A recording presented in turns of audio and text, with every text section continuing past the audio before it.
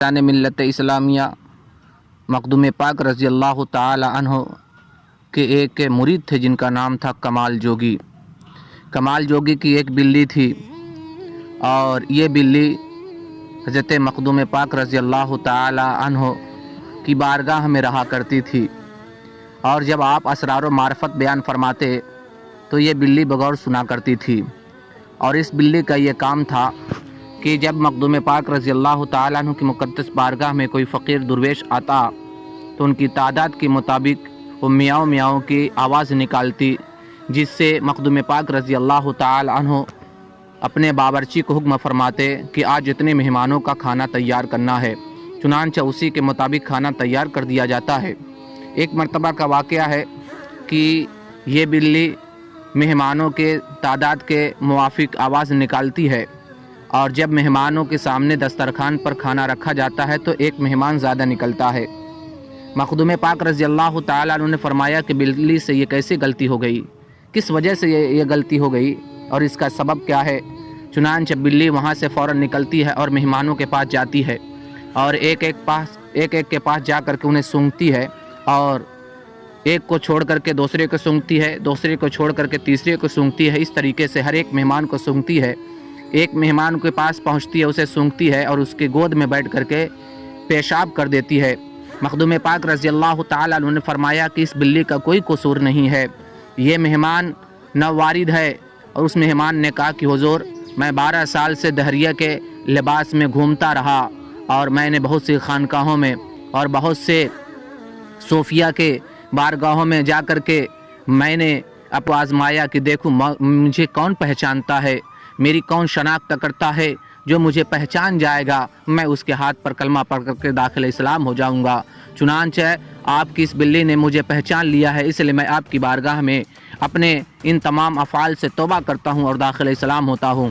چنانچہ وہ کلمہ پڑھ کر کے مسلمان ہو جاتا ہے اور مخدوم پاک رضی اللہ تعالیٰ عنہ کی صحبت اختیار کرتا ہے۔ جب مخدوم پاک رضی اللہ تعالیٰ عنہ معرفت و اسرار کے تمام احکام کو اسے بیان فرما دیتے ہیں، اور جب وہ مکمل اور کامل ہو جاتا ہے، مخدوم پاک رضی اللہ تعالیٰ عنہ نے اسے اجازت و خلافت دے کر کے اسے استنبول کی طرف روانہ فرما دیا۔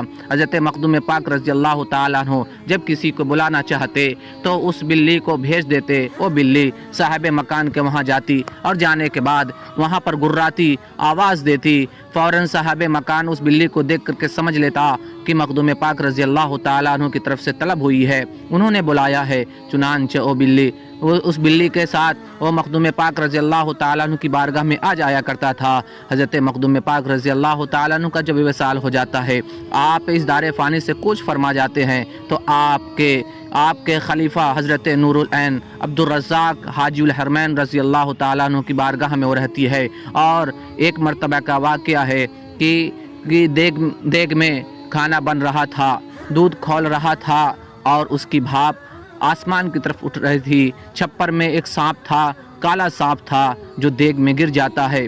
بلی نے اسے دیکھ لیا اور محسوس کر لیا، اور باورچی نے اسے نہیں دیکھا۔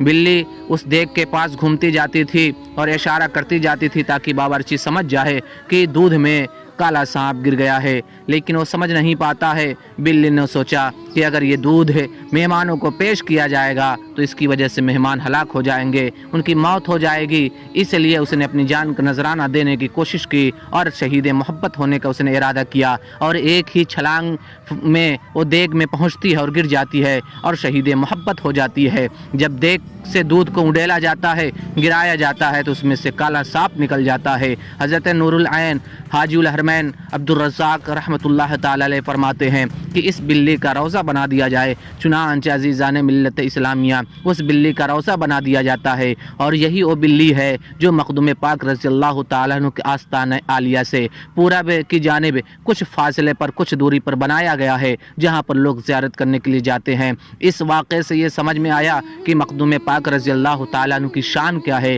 آپ کا کمال کیا ہے کہ آپ کی ایک نگاہ کیمیا سے بلی میں وہ اثر پیدا پیدا ہو جاتا ہے کہ وہ مہمانوں کی تعداد کو بھی بتاتی ہے، اسرار و معرفت کو بھی سنتی ہے، اور اسی کے ساتھ ساتھ مہمانوں کو طلب کرنے کے لیے مامور ہو جاتی ہے۔ اور اس کے بعد سب سے بڑی چیز تو یہ ہے کہ اس نے مخدوم پاک رضی اللہ تعالی عنہ کے مہمانوں پر اپنی جان کا نذرانہ پیش کر دیتی ہے، شہید محبت ہو جاتی ہے۔ اس سے سمجھ میں آتا ہے کہ بزرگان دین رضی اللہ تعالیٰ عنہ کی صحبت اختیار کرنا، ان کی جان نثاری اختیار کرنا، ان پر اپنی جانوں کو نچھاور کرنا، ان کے طور طریقے کو اپنانا، یہ زندگی کی معراج ہوا کرتی ہے۔ اور جو اسے اختیار کر لیتا ہے اسے شہید محبت کہا جاتا ہے، وہ شہید محبت کا درجہ پا جاتا ہے، اور دنیا کئی صدیاں گزرنے کے باوجود بھی اس کے مرتبے کو، اس کے فضل کو، اس کے کمال کو بیان کرتی ہے۔ آپ نے دیکھا ہوگا کہ مخدوم پاک رضی اللہ تعالیٰ عنہ کی بارگاہ میں حاضری دینے والا جب مخدوم پاک کی بارگاہ میں حاضری دیتا ہے تو ضرور اس بلائی بی کے روضے کی جانب جاتا ہے،